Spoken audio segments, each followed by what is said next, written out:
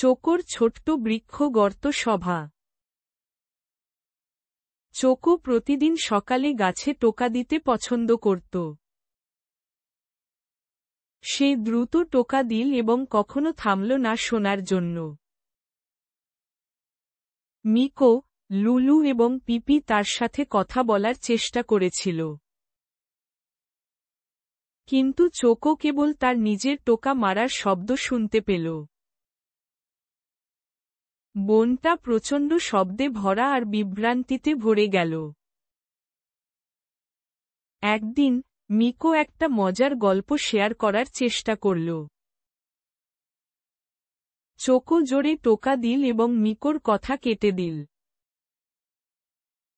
মিকো বিরক্ত বোধ করল এবং নীরবে মুখ ফিরিয়ে নিল। লুলু আর পিপি দুজনের জন্যই চিন্তিত দেখাচ্ছিল। চোকো লক্ষ্য করল যে কিছু একটা খুব খারাপ লাগছে। চোকো টোকা দেওয়া বন্ধ করে মিকোর দিকে তাকাল। সে দেখল মিকোর লেজ হতাশায় কুঁচকে গেছে। লুলু বলল, চোকো আজ শোনেনি। পিপি ব্যাখ্যা করলেন যে তারা সকলেই উপেক্ষিত বোধ করছেন। চোকো অবশেষে তাদের অনুভূতি বুঝতে পারল। চোকো তার ভুল শুধরে নিতে চেয়েছিল। সে তার বন্ধুদের কাছে একটি নতুন ধারণা চাইল।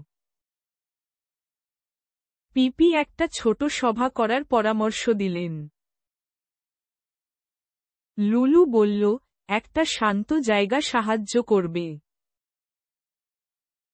চোকো তার প্রিয় গাছের গর্তটি বেছে নিল।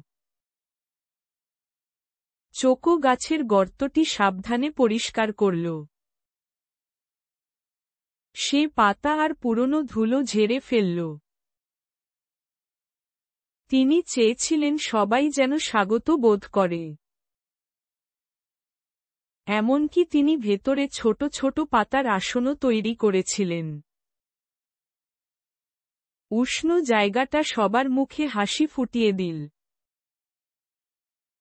মিকো ধীরে ধীরে গাছের গর্তে ঢুকল। চোকো শান্ত স্বরে তাকে অভ্যর্থনা জানাল।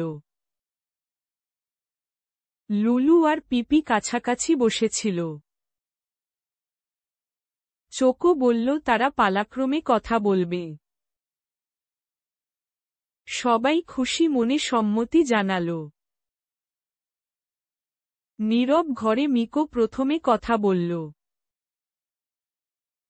সে বলল, সেই সকালে তার কাছে অজানা মনে হয়েছে। চোকো একবারও টোকা না দিয়েই শুনল। সে পুরোটা সময় তার ডানা স্থির রেখেছিল। শেয়ার করার পর মিকো অনেক ভালো বোধ করল। সাহসের সাথে কথা বলার জন্য চোকো মিকোকে ধন্যবাদ জানাল। তিনি কথা বলার আগে শোনার প্রতিশ্রুতি দিয়েছিলেন। লুলু বলল যে সে বিশ্বাস করে যে সে পরিবর্তন করতে পারে। পিপি উল্লাস করে তার ছোট ছোট ডানা ঝাপটাল।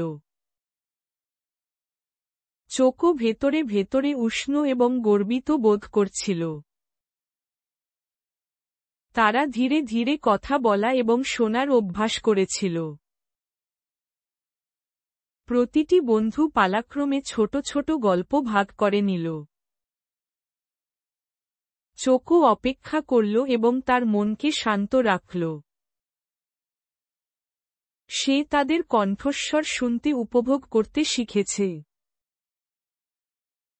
অনুশীলনের পর সবাই আরও ঘনিষ্ঠ বোধ করল। সেই দিন থেকে, চোকো প্রথমে শুনল। বনটি কোমল এবং বন্ধুত্বপূর্ণ শোনাচ্ছিল।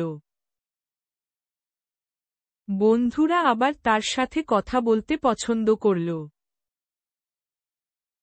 প্রতিটি স্পষ্ট কথোপকথনে চোকো আনন্দ অনুভব করত।